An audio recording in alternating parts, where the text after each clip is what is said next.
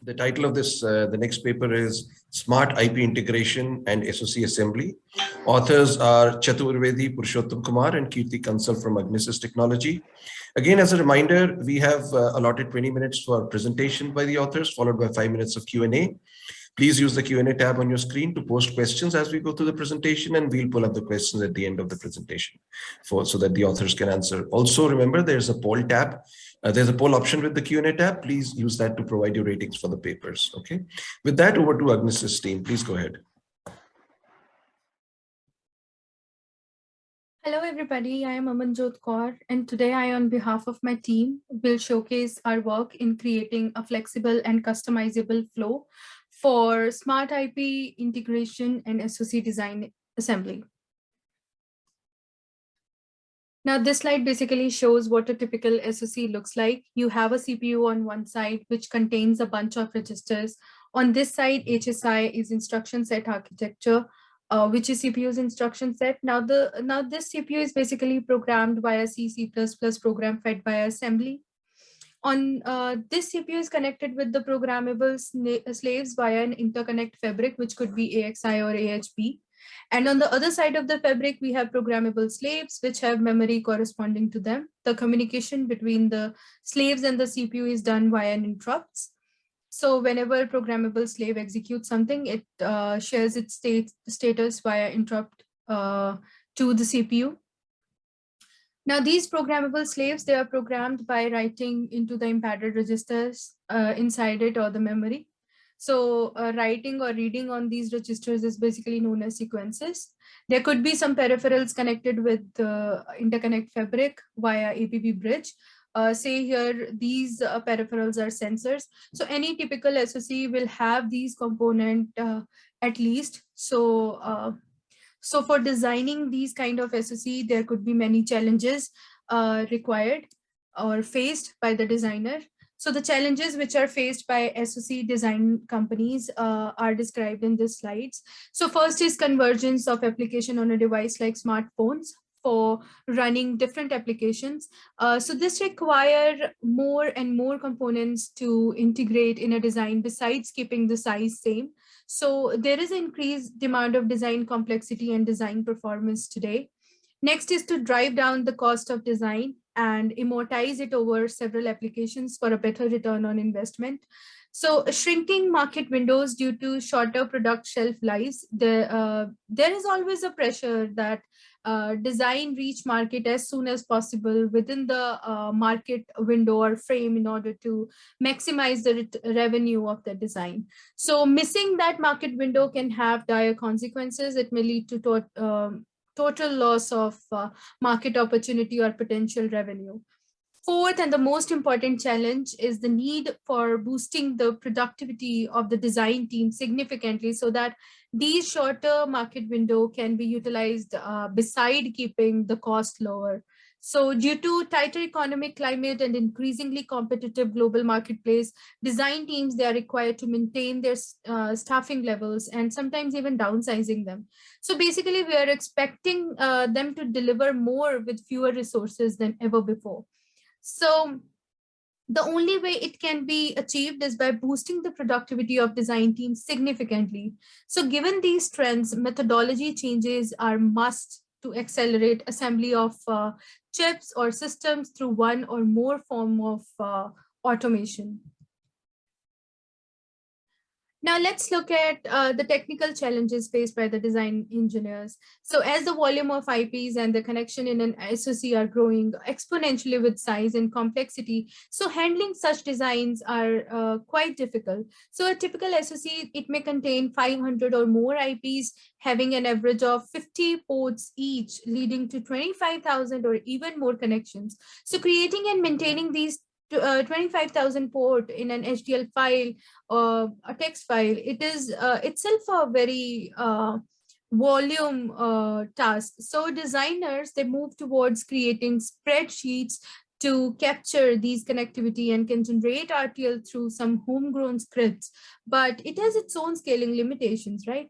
So another challenge is combining automation with flexibility to accommodate changes in subsystem across Applications. So the solution is having flexible, customizable, and configurable IP and subsystem generators and SOC assembly tool to handle connectivity of large systems automatically. So there are a few SOC design methodology changes that can help accelerate assembly. So SOC assembly tools can support architectural level chip assemblies, which is the capability to create, edit a design on the go through scripts or command line interface. Automatically, it should be able to assemble by adding certain instances in the design, making connection, restructuring, moving the block up and down in the hierarchy here and there, viewing the result schematics, running the design rule checks. So automatically, another challenge is that can be tackled is by automatically generating major subsystems of an SOC design, for example, bridges, aggregators, etc. So with flexibility so as to customize or configure to accommodate changes. There is another methodology optimization using interfaces, structs or bundles for connection, which further reduces the total number of connection to be specified by more than 90%. Now let's look at the solution that we have worked upon. So our solution focused on changing the methodology of chip assembly such that we achieve a flexible and customizable environment for design assembly. So other features that we wanted it to have are listed here in this slide. So it should be able to not only automatically create IPs and SOC or FPGA, but also package, integrate, and reuse them. It must be compliant with the industry standard like IPXACT, ability to automatically generate integration logic components in subsystems. It must be able to automatically create appropriate files for design verification in software platforms. For visual design analysis, ability to create some sort of schematics. There should be certain design rules that or checks that must be embedded inside it so as to ensure the good quality of IP and SOC so that it can be reused across the system. Also, it will lead to a greater level of confidence among the users that are using such assemblers. So our approach is available both in command and GUI mode. In command mode, we have certain set of APIs like configuration APIs, SOC set, input APIs, creation APIs, connection APIs, graphical APIs, and generation APIs. So for GUI mode, we have used one of our tool, IDSNG, which is iDesign Spec. It is multi-platform tool that can be used in Linux, Windows, or iOS environment. So for assembly in GUI mode, we have integrated our solution, our methodology with IDSNG. So for integration, we make use of console where we can type various commands as you can see here. So commands that are available are SOCE for activating the shell so that all the features of the chip assembly can be inherited for further processes. Similarly, we have help for displaying the APIs and commands that are available in the assembler with the arguments for easy to use. Similarly, we have other APIs or commands like graph, save graph, show graph, clear, clean workspace. So our chip assembler is able to automatically generate certain integration logic. Let's have a look at one of them. So first is bus aggregator. Now let's consider we have two blocks, IP block 1, IP block 2. These two blocks, they are based on AHB protocol. When we integrate these buses inside the top, we instantiate them inside the top wrapper. So we need to connect the buses with the top. So let's assume the top is also having AHB bus. So there is need of an aggregator between them. So this aggregation needs not to be manually written. It is automatically created by our chip assembler, and then automatically the connection between the top and the block is done so that the decode of each block, the memory, the registers present in each block can be done accurately and aptly. Next is automatically generating bridges. Now, considering the example that we just saw in the last slide, so let's assume that IP block 2 was based on APB bus protocol and IP block 1 is based on AHB. And our top is on AHB as well. So to connect block 2 with the top, we need a bridge between them. We need to fill that gap. So for that, here we need AHP to APB bridge. So this particular bridge is also automatically generated using chip assembler, and user does not need to put in manual efforts to think about the logic, to make the connections.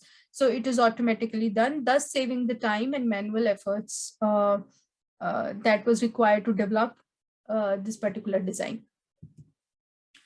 Next is mirrored blocks. So there could be a situation where you have your user has their own application logic and it needs to replicate a particular block, the certain ports of particular block. So that can also be done using the chip assembler. For example, here IP block 2 contains all the blocks of IP block 1, which are encircled here.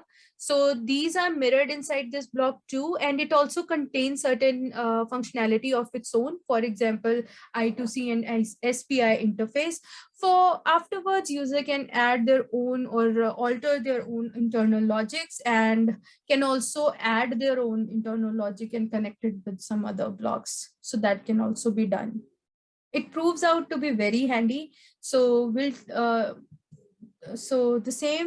we'll see that we have created a real life example weather station where we have used our chip assembler, our ability to automatically generate IPs and their APIs, and how in chip assembly we can integrate, we can assemble these particular IPs together in a chip.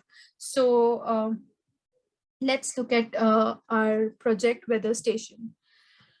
So this slide tells a little bit about the project. So weather station basically measures atmospheric pressure, like and parameters like speed of wind, pressure, or temperature. So for this, it uses various sensors which are interfaced with different IPs, and the data is shared over a communication interface.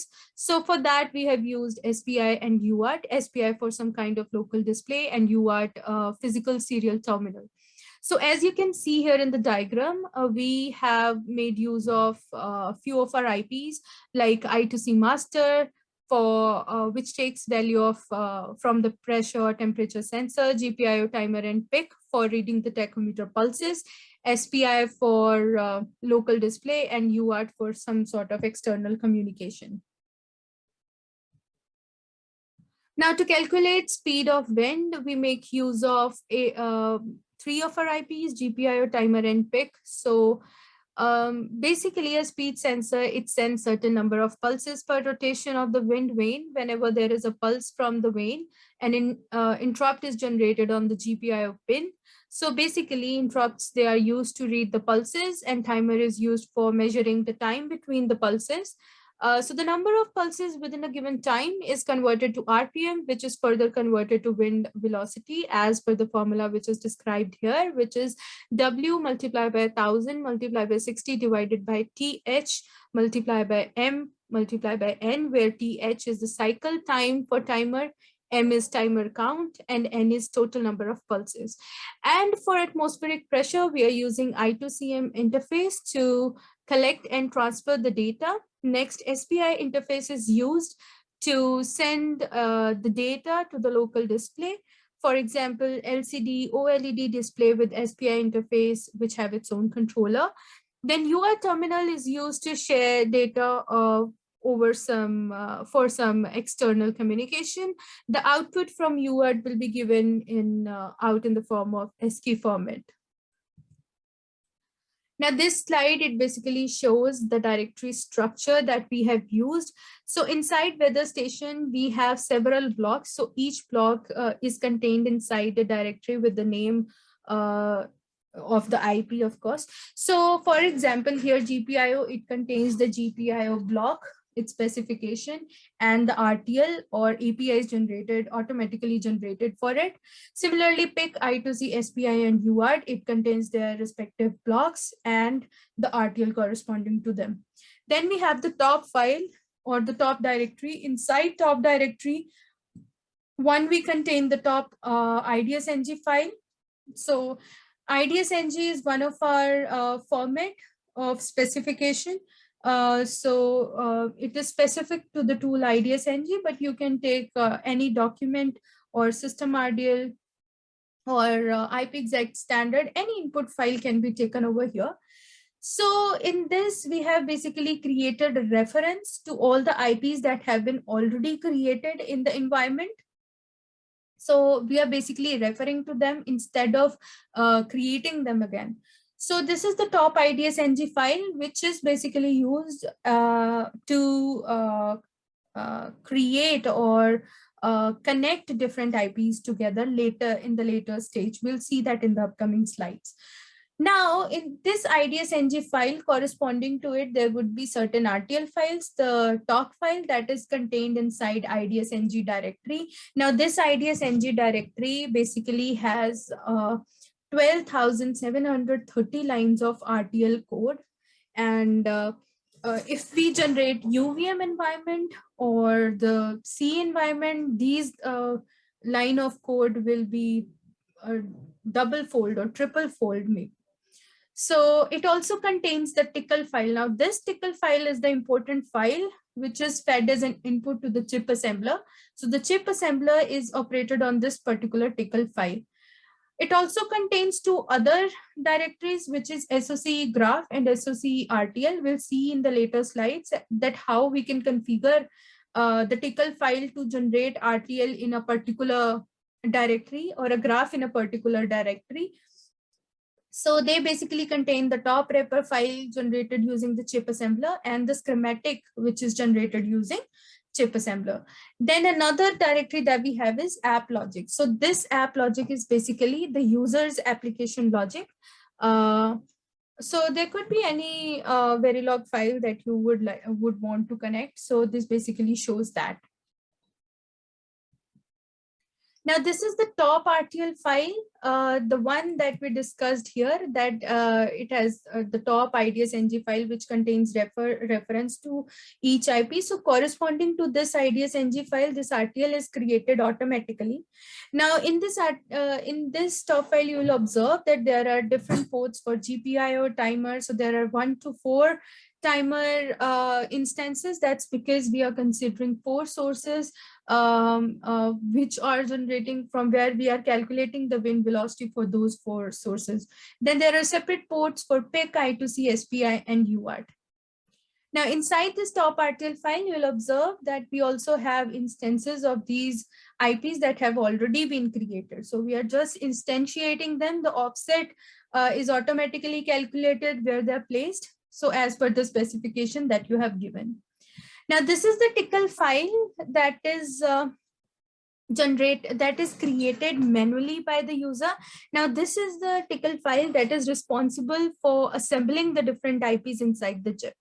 So as I told before, there are different APIs that can be used. For example, here what we are doing is we are basically reading our top SV file that we saw in the last slide, and we are basically including everything that was used inside it, so as to create or take the instance of that top wrapper file in the chip assembler. We are also here reading the app logic, and then we are creating the top wrapper where we will basically instantiate this. We'll see in the upcoming slides. So here we can see that we are using minus port option. So this minus port option, it tells which ports will come out of this particular wrapper beside the bus protocol that has been used. So for bus protocol, we give minus bus options. So the bus could be AHP, APB, I2C, SPI, OCP, a wishbone. So any bus could be there over here. Now here we are adding the top inside the wrapper. So here we are creating the instances of the top that we just read in the last slide, for example, top.sv and wind velocity. So their instances are being added inside the wrapper. Then we are connecting these instances using SOC connect APIs, which is used to connect the instances of IPs of blocks together within a container. So here we can see that we are using APB bus, but our top was on AHP bus. So automatically the bridge will be created.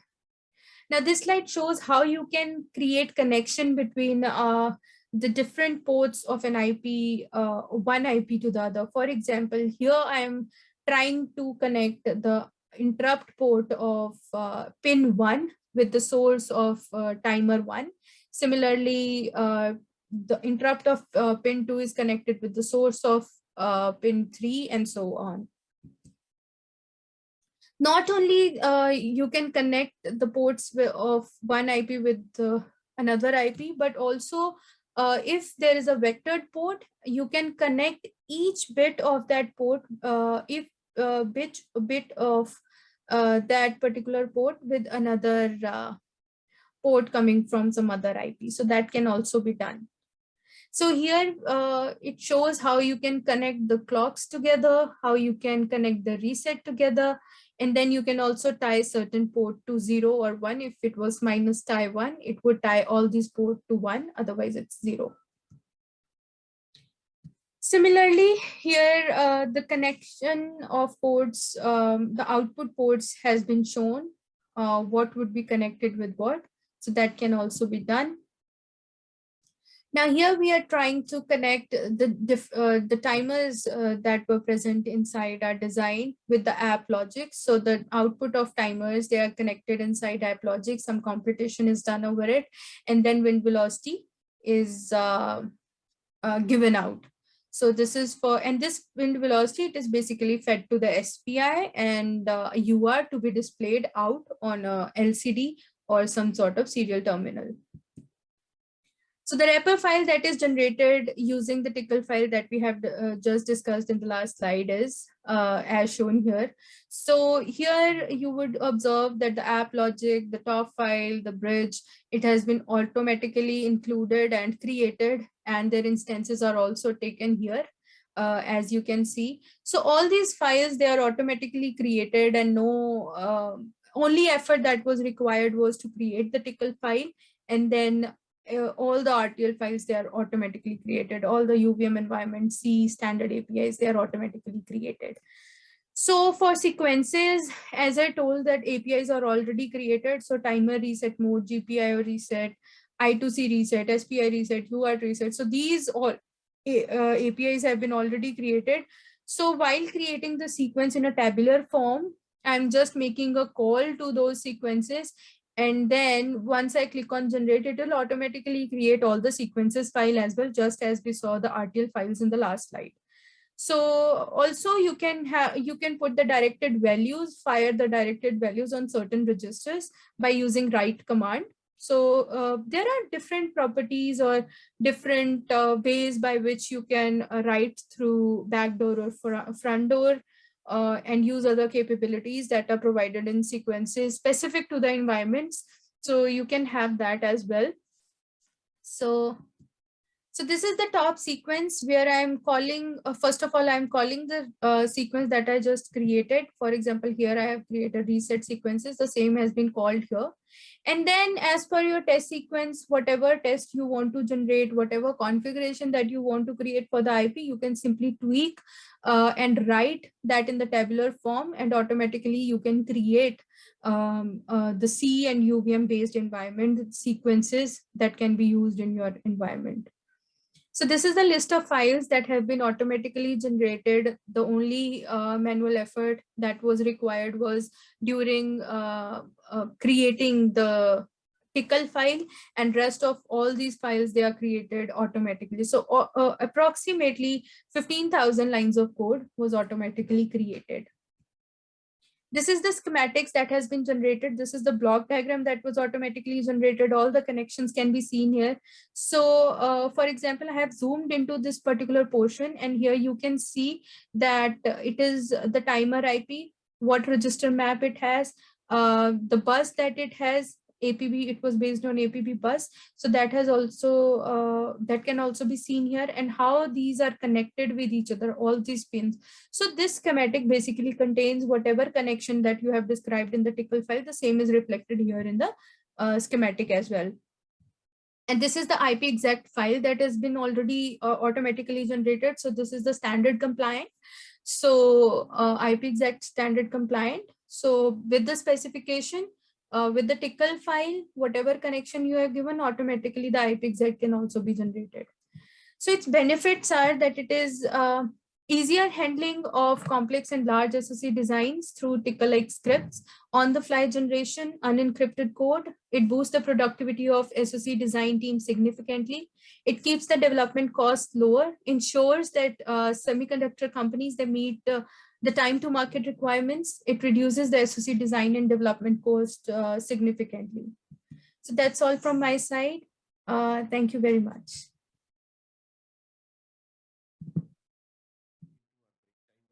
Questions are important, so we'll take those. So one question is, for automatic integration, how do you handle clocks, resets, interrupts, and other non-standard IP signals? Does the tool also do some basic linting? Okay, thank you for the question. So the methodology that we have discussed today, it provides a very flexible and customizable environment for SOC design assembly so that we can comprehensively meet specific design requirements. So yes, our assembler basically accept RTL or IPs from different sources and formats. For example, you can create your IPs manually, generated by some generators that are present today, or RTL or IP exec, they are generated from tools like iDesign Spec or so, and third-party IPs in RTL or IP exec format as well. So along with it, it also supports connecting user application logic. So with the help of different IPs, any non-standard IP signal can be easily connected. We have different APIs supported in the assembler by which you can easily connect clock, interrupt. Just like we have shown the example weather station, in that we had interrupts that we connected using SOC assembler. Also, assembler has inbuilt compilers that do some sort of design rule checks and also warns if there are any lint errors. Okay, all right, thank you. A couple of more questions. As a user of chip integrator, exactly what inputs do I need to provide to the tool? And what is the scope of errors during the input entry? Okay, so as I told, that assembler basically accepts RTL or IPs from different sources and formats. You can have IP exact as an input, RTL files. If there are any lint errors in the RTL files, that the assembler will give the warning beforehand. If there are any syntax errors, that is also reported beforehand. SOC assembler will tell that RTL is not up to the mark. Also, it performs any design rule checks, just as I told in the previously. Okay, and then maybe the final question. Can we create our custom proprietary bus interfaces for connecting two blocks? Also, how do we add custom glue logic between two IPs? Okay, so since SOC assembler has many of its APIs, so using SOC connect APIs, you can connect the custom glue logic. Custom glue logic, as I understand, it is the user application logic that needs to be connected between the two IPs. So we have checked it, and we have also added our own custom glue logic in the weather station example. So that can be done using SOC connect and SOC add APIs. And for custom and proprietary bus interfaces, definitely, but for that, you'll need to give all the ports that are specific to the proprietary bus. All the standard bus currently, they are automatically generated, automatically the components are integrated in the assembler, but for the proprietary, you will have to give the proper port list and everything so that it can be connected with the wrapper. Okay, well, thanks for all the answers. I think it was a great presentation, big, I think, productivity boost capability. So again, thanks for that.